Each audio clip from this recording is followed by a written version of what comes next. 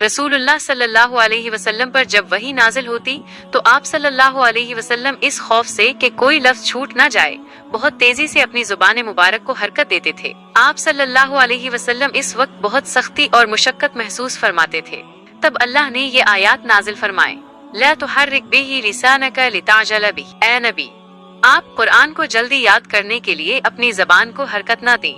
अल्लाह ने अपने हबीब सल्लल्लाहु अलैहि वसल्लम को तसल्ली दी कि आपको फिक्र करने की जरूरत नहीं, उसे आपके सीने में महफूज करना और आपकी जबान से अदा करवाना हमारी जिम्मेदारी है।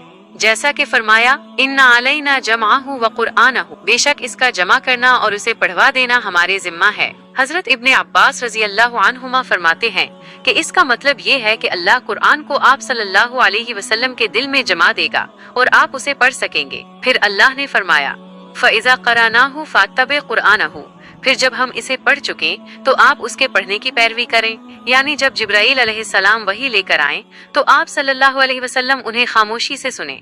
इसके बाद उसका मतलब समझाना भी अल्लाह ही के जिम्मा है।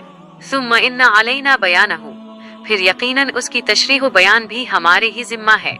उसके बाद से ये मामूल बन गया कि जब जिब्राईल अलैहिस्सलाम वही लेकर आते तो आप सल्लल्लाहु अलैहि वसल्लम तवज्जो से सुनते और जब वो चले जाते तो रसूलुल्लाह सल्लल्लाहु अलैहि वसल्लम इन अल्फाज को बिल्कुल इसी तरह पढ़ते जैसे जिब्राईल अलैहिस्सलाम ने पढ़े होते थे।